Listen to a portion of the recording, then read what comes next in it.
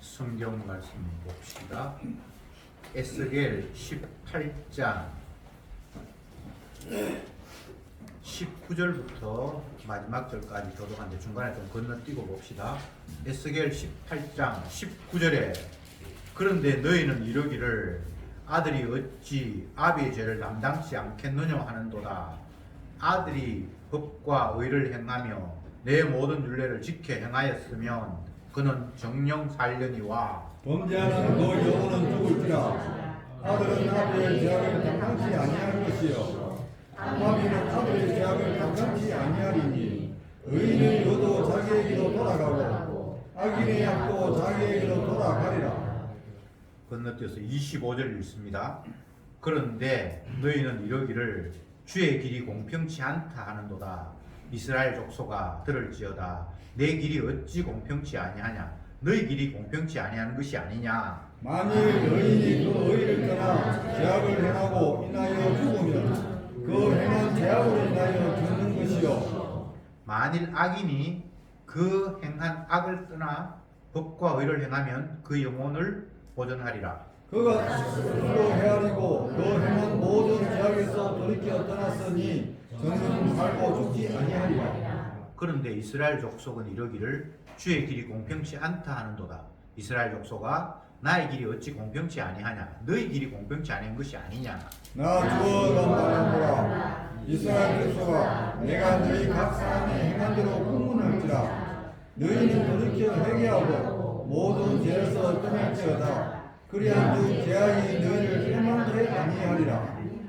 너희는 범한 모든 죄악을 버리고 마음과 영을 새롭게 할지어다. 이스라엘 족속아 너희가 어찌하여 죽고자 하느냐? 나 주 여호와가 말하노라. 죽는 자의 죽는 것은 내가 기뻐하지 아니하노니 너희는 스스로 돌이키고 살지니라. 아멘. 아멘. 하나님과 인간이 이렇게도 생각이 다르고 서로 대립되고 있구나라는 것을 오늘 본문은 또다시 우리에게 상기시키고 있습니다. 사람들은 하나님 공평하지 못합니다. 그런 식으로 하면 어찌합니까? 라고 하는데 하나님은 내가 공평치 못하다고 너희들이 지금 공평치 않은 건데 라고 이야기를 했습니다. 서로가 서로에 대해서 공평치 않다는 거예요. 정당하지 않다는 거예요. 사람들은 하나님이 하시는 일이 정당치 않다. 하나님은 인간들에게 너희들의 생각이 정당치 않다. 이렇게 정반대의 두 개념이 부닥치는 모습을 오늘 본문은 우리에게 또 확인시키고 있습니다. 인간들이 오늘 본문 안에서 하나님에 대해서 부당하다고 생각하는 것은 내가 크게 잘못한 것도 없는데 내 나라에서 쫓겨나고 남의 나라에 종으로 살고 이렇게 고생하는 거 부모가 잘못해서 이렇게 됐지 이런 식의 생각에 대해서 하나님께서 그게 잘못된 생각이야. 네 부모 책임이 아니라 네 책임이야 라고 하나님께서 말씀을 하셨습니다. 성경을 보면 우리가 인간인지라 하나님의 생각보다는 인간의 생각에 조금 더 동의가 돼요. 아비가 신 포도를 먹었는데 아들의 이가 시다. 그 말이 부모 조상 잘못 만나서 우리가 지금 이꼬라지가 됐다 이 말이잖아요. 근데 인간 세계에서는 그게 맞는 이야기잖아요. 세상 과학도 머리도 부모 유전자 닮는다 그러고 성격도 닮는다 그러고 부모 잘못 만나가지고 내가 공부도 못하고 바보가 되고 부모 잘못 만나가지고 흑수저에서 태어나가 나는 흑수저로 살고 부모 탓할 수가 있어요. 인간적으로. 근데 주님은 그거 아닌데 라고 말씀을 하시는 거예요. 왜 이런 상황이 왔을까? 우리는 아무리 궁리해도 그 답을 찾지 못합니다. 근데 주님의 말씀을 통해서 그 이유를 깨닫게 되지요. 인간은 지가 하나님인 줄 착각하고 살아갑니다. 그래서 내가 원하는 대로 뭔가 일이 돼야 돼요. 그건 이유가 없어요.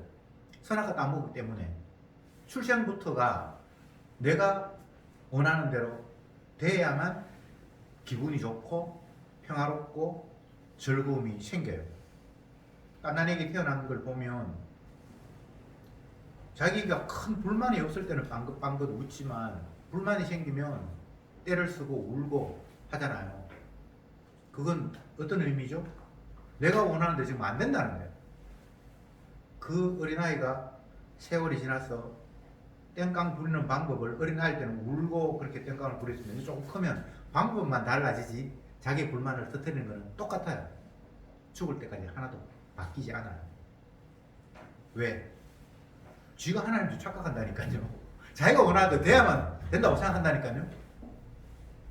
그렇지 않습니까? 어느 사회, 어느 조직에 가도 다 10명이 모이면 10명이 다 각자가 하나님이에요.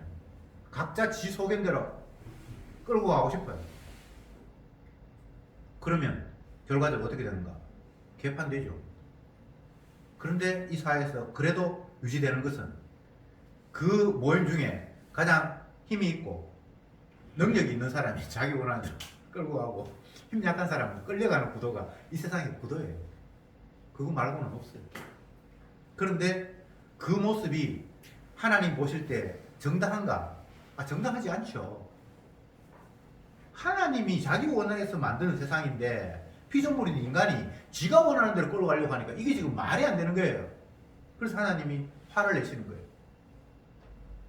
너희들은 내가 하는 일이 지금 공평치 못하다고 이야기하지. 아니야. 너희들이 공평치 못한 거야 라고 하나님이 인간의 수준에 내려와서 우리하고 지금 다투고 있어요. 이게 은혜예요. 이 정도로 하나님 낮아진 것 자체가 은혜예요. 그냥 쓸어버리면 되는데 말도 안 되는 꼴 보기 싫으면 그냥 없애버리면 되는데 하나님 우리 수준까지 낮아졌어요. 야 임마 네가 잘못됐잖아. 내가 잘못된 게 아니야 라고 이렇게 다투는 자체가 엄청나게 낮아지신 하나님.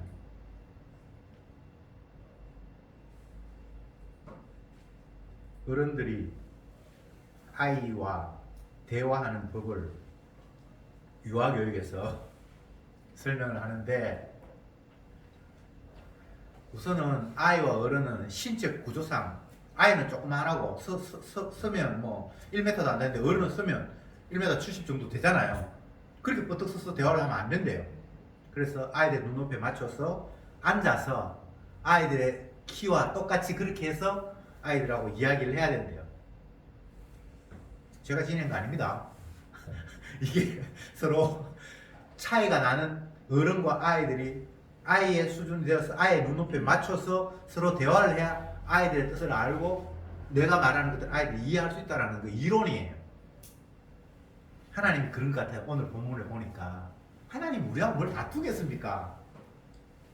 쓰레기 같은 우리하고. 근데 주님께서 다투고 계세요.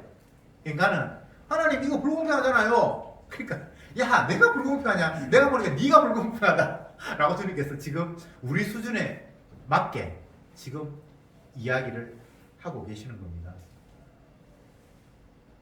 그러면 왜 인간들은 하나님이 하시는 일이 공평하지 못하다라고 생각할까? 이걸 이제 우리가 성경을 통해서 찾아봐야 되겠죠.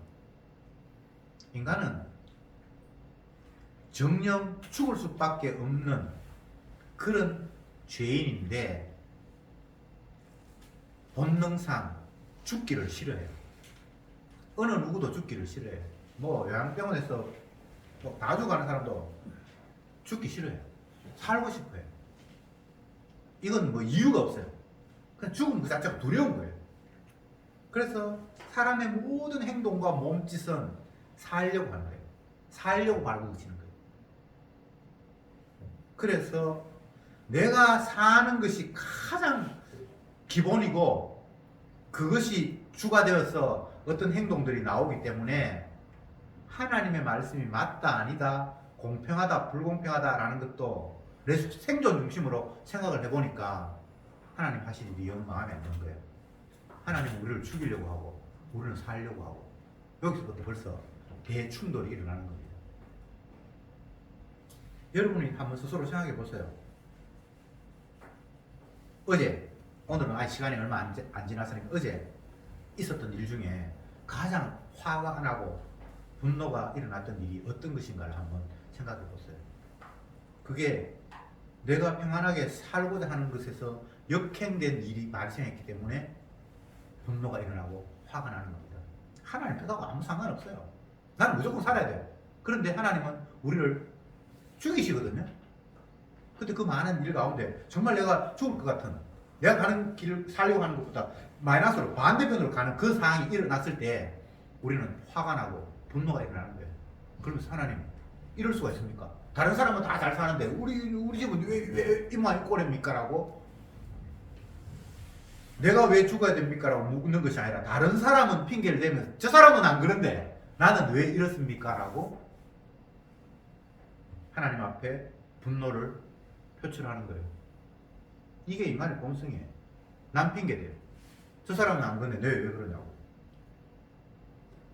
그 사람 핑계댈 거 없어요. 내가 죄인이기 때문에. 하나님이 죄인은 정령 죽으리라는 것이 하나님 약속이잖아요. 그러면 내가 하나님 따질 때 나 죄 없는데 왜 죽입니까? 이렇게 하면 말이 돼요. 그런데 저 사람은 안 저런데 왜 저 사람하고 내가 비교하는 거예요. 그 자체가 벌써 뭔가 지금 구도가 잘못되어 있는 거예요.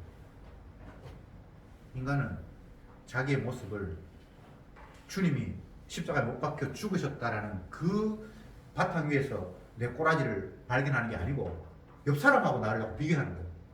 저 사람은 저런데 왜 나는 이러지? 그게 지금 비교가 잘못된 거예요. 주님과 나를 비교해 봐야 돼요. 하나님의 아들과 나를 비교해 봐야 돼요. 그걸 위해서 하나님께서 아들을 이 땅에 보내셨어요. 하나님의 아들은 죄도 없는데 죄인의 가장 비참한 모습으로 돌아가셨는데 그 가해자가 바로 나예요. 그런 관점에서 나를 바라보아야만 제대로 나를 알 수가 있는데 그렇게 나를 인식하는 인간이 없어요. 나 예수님 죽인 적 없다. 나는 예수님 본 적도 없다. 뭐 성경에 뭐 그런 내용이 있고 뭐 기독교인들이 그런 이야기 하는데 뭐 사실은 뭐 그건 내하고 별로 상관이 없다. 교회 다니는 사람마저도 내가 주님을 잡아 죽였다라는 그런 바탕 위에서 나를 생각하고 현재를 이해하는 사람이 없어요. 그냥 그건 이론이고. 하나님, 나는 그래도 저 사람만큼 저렇게 악한 짓은 안 했는데 돌아오는 결과는 저 사람이 고통받는 것보다 내 고통이 훨씬 큰 거겠네요. 이런 식으로 자기 불만을 터뜨리는 거예요. 아닙니까? 성경이 그렇게 돼 있어요. 욥을 보세요. 욥의 마음이 화가 나는 이유는 친구들은 내보다 훨씬 더 신앙생활 수준이 떨어지는 것 같은데 쟤들은 몸도 뭐 아프지도 않고 자녀들도 안 죽고 집도 안 망하고 근데 나는 지금 완전히 이만 일꼴이 됐어. 그러니까 하나님이 하시는 일이 이해가 안 되는 거예요. 그런 식으로 모든 인간들이 자기 자신의 처지를 이해를 합니다. 자, 다시 말씀드립니다. 인간이 하나님이 하시는 일에 대해서 불만을 터뜨리면서 하나님 이거 정당하지 않잖아요 라고 공격하는 이유는 내 생존이 모든 것에서 다 우선되는 그런 생각과 사고방식과 행동을 장착하고 있기 때문입니다. 무조건 나는 사는 게 생존이 우선이에요. 이유 여하를 막론하고.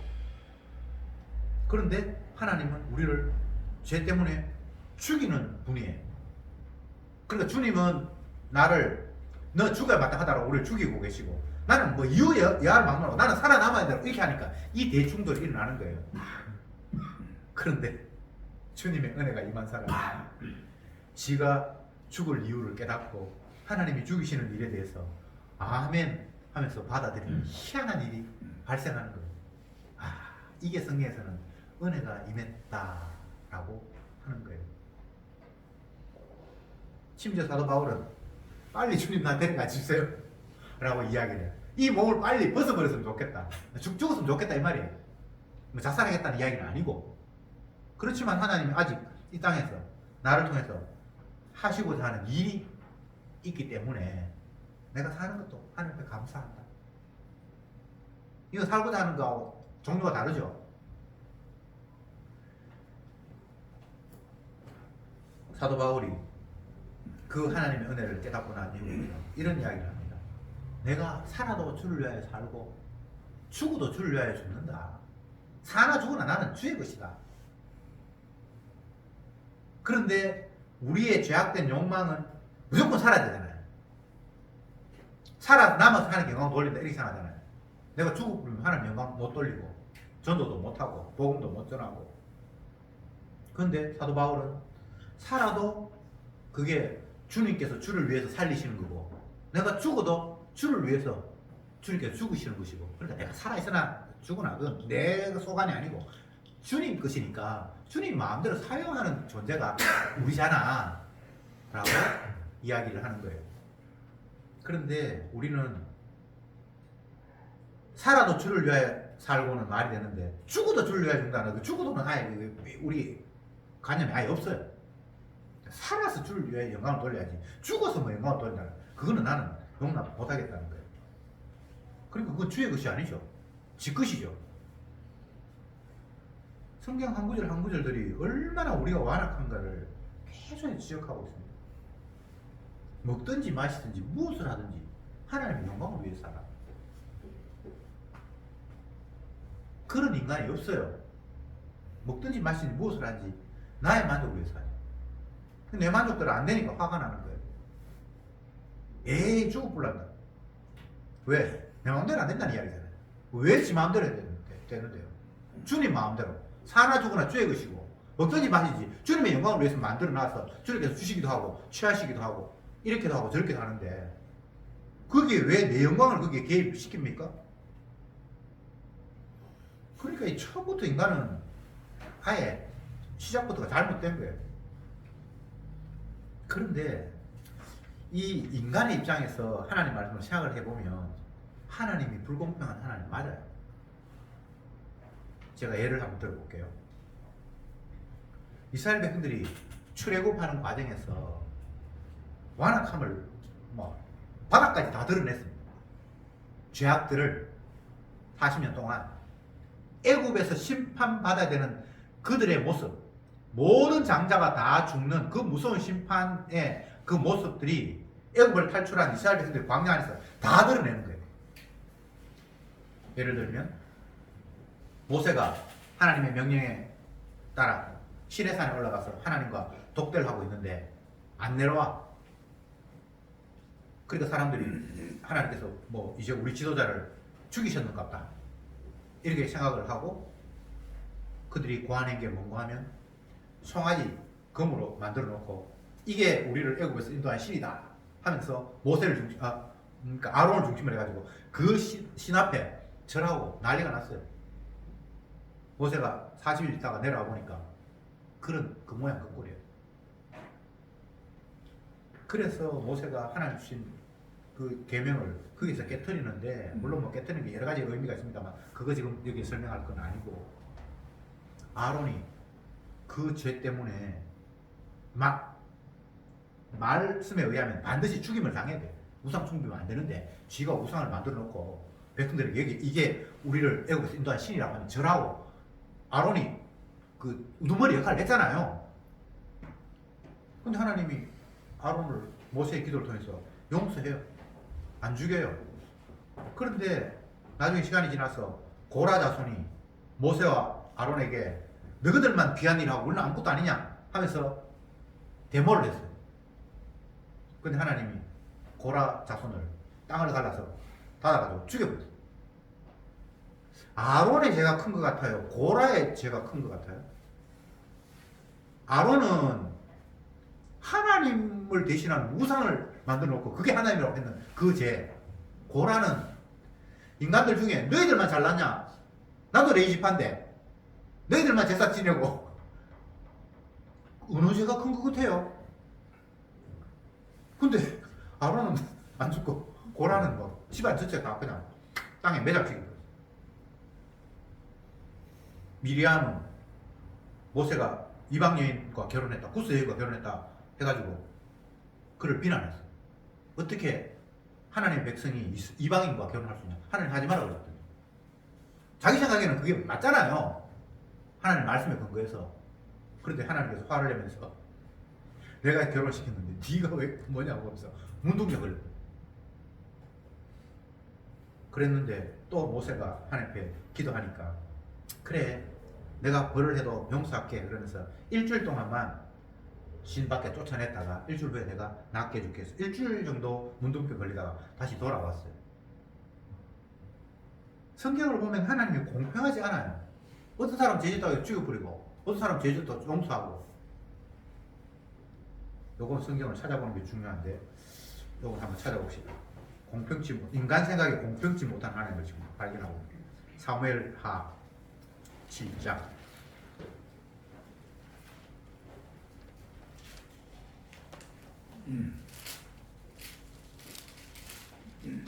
13절부터 15절까지 습절 보입니다. 사무엘하 7장 13절 시작. 저는 내 이름을 위하여 집을 건축할 것이요 나는 그 나라 위를 영원히 경복케 하리라. 나는 그 아비가 되고 그는 내 아들이 되리니 저가 만일 죄를 범하면 내가 사람 막대기와 인생 채찍으로 징계하리니와 내가 이 앞에서 패한 사울에게서 내 은총을 빼앗은 것 같이 그에게는 빼앗지 아니하리라. 하나님께서 다윗에게 성전 짓겠다고 하실 때 하나님께서 이렇게 약속을 하셨습니다. 내 이름을 위해서 네가 전축할 것이다. 견고하게 할 것이다. 그리고 네가 만약 범죄를 한다 할지라도 내가 너를 채찍은 하겠지만 사울처럼 은총을 빼앗지는 않겠다. 아니, 누구는 범죄해가지고 아예 은혜를 빼앗아 버리고 누구는 죄를 지었는데 은총은 빼앗지 않겠다고. 이게 지금 하나님 공평한 하나님 맞습니까? 야곱은 사랑하고 에서는 미워하고 태어나기도 전에 그가 선이나 악을 행하기도 전에 이거 공평한 하나님 맞습니까? 인간적인 관점에서 하나님이 절대 공평하지 않아요. 근데 주님은 내가 공평하지 않다고 네가 공평하지 않은 건데 이렇게 말씀하시는 거예요. 여러분 하나님의 말씀은 인간적인 관점으로 볼 때는 말도 안 되는 이야기를 주님은 처음부터까지 계속하고 있어요. 아니, 죄인으로 만들어서 죄 짓는다고 그랬는데 심판한다. 이것도 말이 안 되잖아요. 하나님이 죄인으로 만들어 놓고 죄 졌다고 심판하고. 그런데 왜 우리는 하나님의 말씀이 공평하지 않게 느껴지는가? 그게 앞 시간에도 제가 말씀을 드렸습니다만 우리가 망가졌기 때문이에요. 내가 죄인이기 때문에 그래요. 내가 죄인이 아니라 하나님이 원래 만드셨던 아담의 원래의 모습, 선악과 따먹기 전에 모습이었다면 그렇지 않았겠죠. 근데 범죄하고 난 이후에 우리는 우리 스스로 신이 되어서 내 생존이 우선이고 내가 원하는 대로 모든 것이 돼야 된다는 그런 기본적인 생각을 장착하고 있기 때문에 내 생각과 다른 하나님, 나는 살고 싶은데 나를 죽이려고 하시는 하나님이 공평하지 못한 거예요. 어떤 일을 해도. 그러니까 하나님과 나는 정반대예요. 살려고 하고 죽이려고 하고 비슷한 게 아니고 아예 반대예요. 그러니까 내 생각은 사사건건이 하나님의 생각을 이해할 수 없는, 하나님이 불공평하게 느껴질 수밖에 없는 그런 구도예요.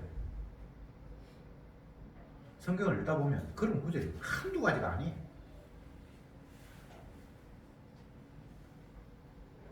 아침에 신명기 이제 말씀을 쭉 읽고 있는데 하나님께서 하시는 말씀이 이스라엘 백성들 40년 동안 마음을 낮추기 위해서 물 없는 곳으로, 양식 없는 곳으로 인도했다 이렇게 말씀을 해놓고는 내가 40년 동안 너희와 함께 있었는데 너희에게 부족한 게 있었느냐? 이렇게 이야기를. 와, 진짜 얼마나 화가 나겠습니까? 아니, 물 없는 곳으로, 양식 없는 곳으로 인도했다고 얘기해놓고는 부족한 게 있었느냐라고 이야기를 해요. 너희들이 뭐 옷이 한번 떨어져 본 적 있냐? 40년 동안 걸으면서 발이 한번 부러진 적 있어. 이렇게 또 이야기를 해요. 이 약 올리는 것도 아니고 말이죠. 낮추겠다고 하시면서 물 없는 곳으로, 양식 없는 곳으로 인도하셨잖아요. 그러면 그거 부족함이잖아요. 물이 없고 양식이 없으면. 근데 부족한 게 있었냐라고 이렇게 또 반문을 하는 거예요. 부족함이 없었다라는 거예요. 여기에서 부족함이 없었다라는 것에 대한 개념의 인식이, 우리는 생존이라는 것을 선택했기 때문에 생존의 관점에서는 부족한 게 투성이에요. 근데 주님은 은하의 관점에서 내가 너희들을 끄집어내서 가나안 땅을 인도하겠다 그러는데 하나라도 차질이 뜨냐? 이런 식으로 부족함이 없었다라는 거예요. 그들이 출애굽하는데 공로를 세운 거 없어요. 그들이 가나안 땅까지 오는데 공로 세운 거 없어요. 어떻게 봤습니까? 하나님의 약속 때문에. 근데 그 과정에서 뭐 굶었든지 뭘 어떻게 했든지 간에 하나님의 약속에는 하나도 차질이 있다 없다? 없다. 관점이 다른 거예요. 나는 내 생존의 관점에서 뭔가 이게 불평이 있는데 주님은 언약 관점에서 뭐가 문제인데? 내가 약속한 대로 지금 하나도 안 된 게 있냐? 이 바탕이 지금 다른 거예요. 하나님은 우리 생존에 관심 없습니다. 우리 다 죽이려고 작정하셨어요. 그냥 죽어야 돼요. 그 죽는 게 순서도 없어요. 뒤죽박죽이에요. 먼저 태어났다고 먼저 죽는 거 아니잖아요. 맞죠? 근데 왜 하나님은 약속 중심으로 내 약속대로 지금 모든 거 진행하는데 뭐 모자란 게 있냐? 의의가 있냐? 라고 이렇게 묻는데 우리는 약속 중심으로 주님의 그 말씀을 안 받아들이고 내 생존 중심으로 주님 말이 안 되잖아요. 양식 없는 곳으로 물 없는 곳으로 인도했다고 그러고는 부족함이 없었냐라고 물으니 그 말이 안 되잖아요. 말이 안 되는 게 아닌데 내가 지금 언약 중심으로 생각하지 않고 내 생존 중심으로 받아들이니까 말이 안 되는 거예요. 여러분 왜 살아야 되는데? 사는 것도 죽는 것도 주님이 자기 뜻을 이루기 위해서 필요한 만큼 그냥 살리는 거예요. 내가 뭐 아직은 나이가 어리기 때문에 더 살아야 된다. 그거는 마귀의 이야기예요. 예수님은 뭐 33세 돌아가셨는데 스데반은 한참 젊었는데 돌에 맞아 죽었는데 근데 주님은 여자가 낳은 자 중에 그보다 더 존귀한 자 없다 뭐 이런 식으로 평가를 해버렸는데 요절 일찍 죽는 게 저주입니까?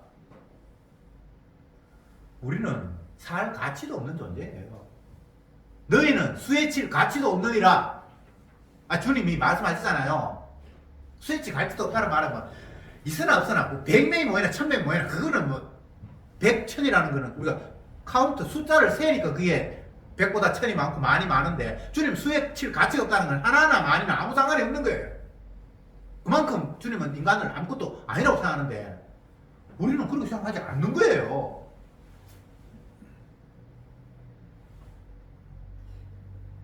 목소리가 점점 커져서 죄송합니다. 계속해서 우리는 땅 꿈꾸고 있는 거예요. 하나님하고 지금 다른 생각을 계속해서 가지고 있는 거예요. 그러면서 하나님을 계속 불만을 들고 있는 거예요.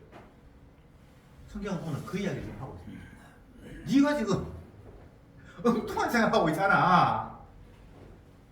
내가 말하는 그 관심이 없고 너는 내 말에 내 언약, 내가 약속, 나는 내 약속을 반드시 이루리라. 그러면서 내가 이렇게 약속하시고 이렇게 약속했고 했는데 너는 내 약속에 하나도 관심이 없고 네 그냥 생존에만 관심이 있으니까 내가 뭘 말을 해도 불만.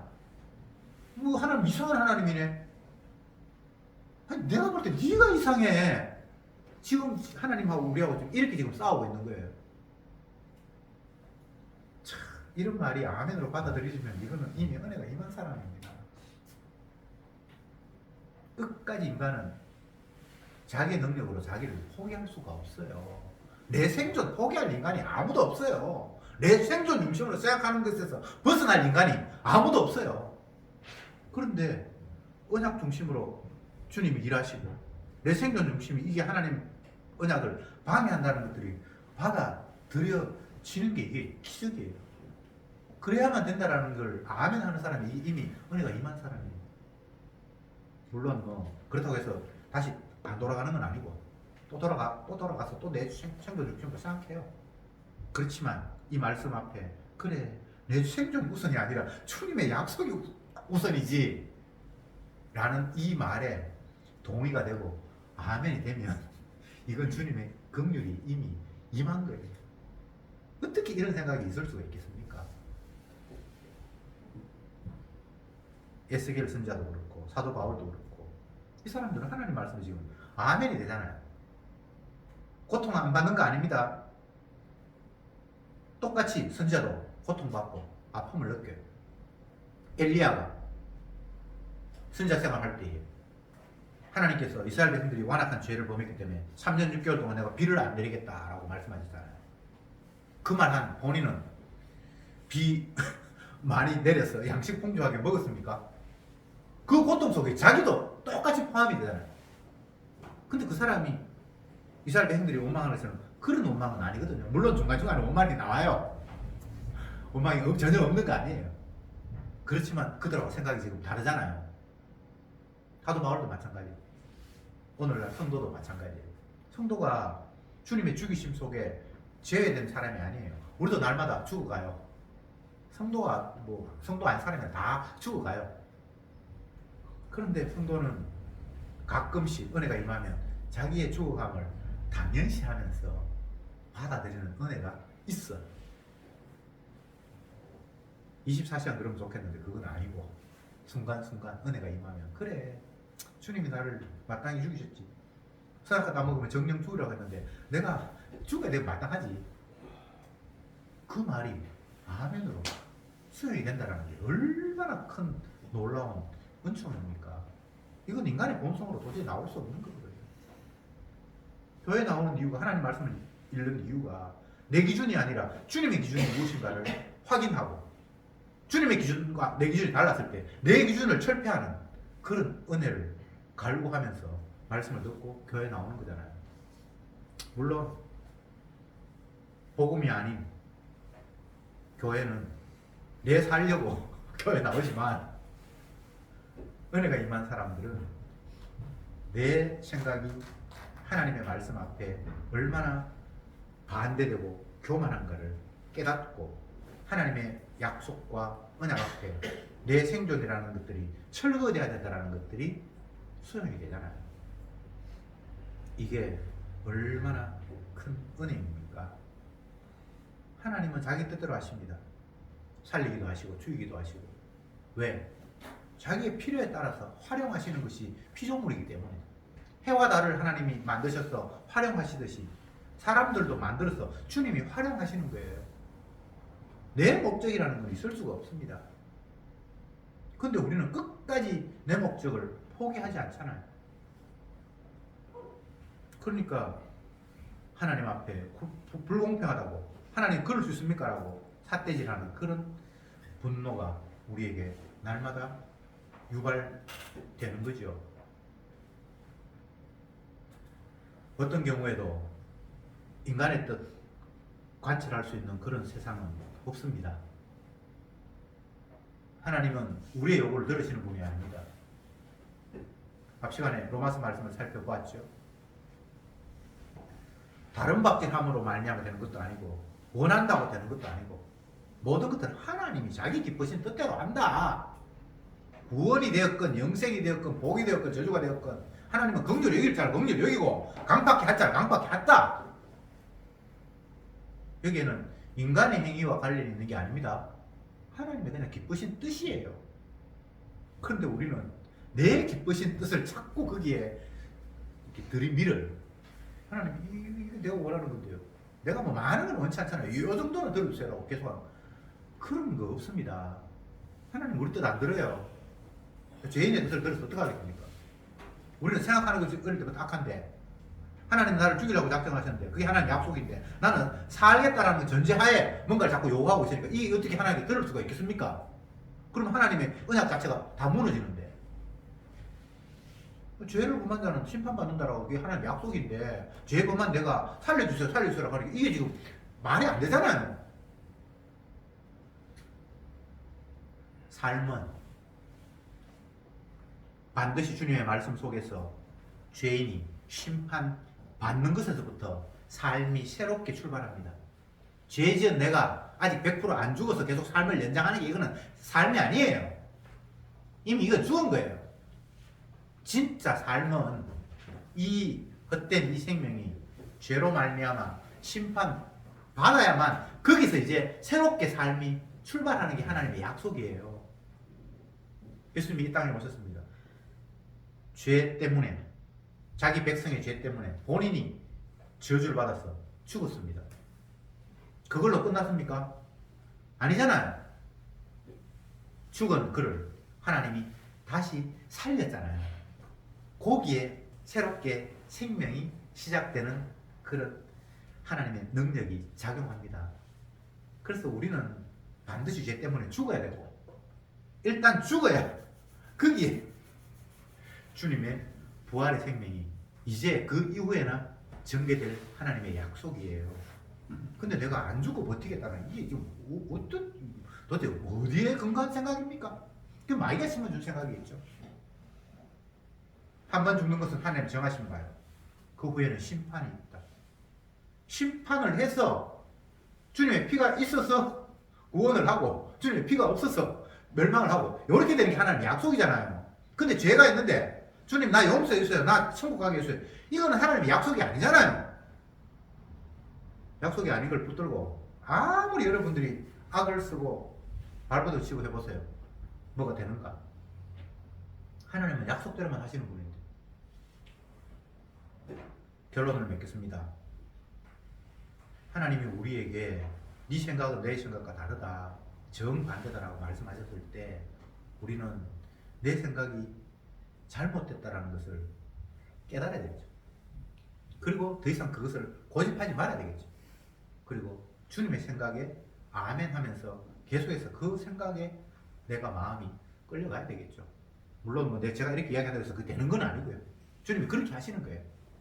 그랬을 때에 그 내가 무너짐, 내 생각이 포기됨이라는 것들이 얼마나 놀라운 은혜와 기쁨이 있는지를 주님께서는 자기 성도들에게 허락하시는 겁니다.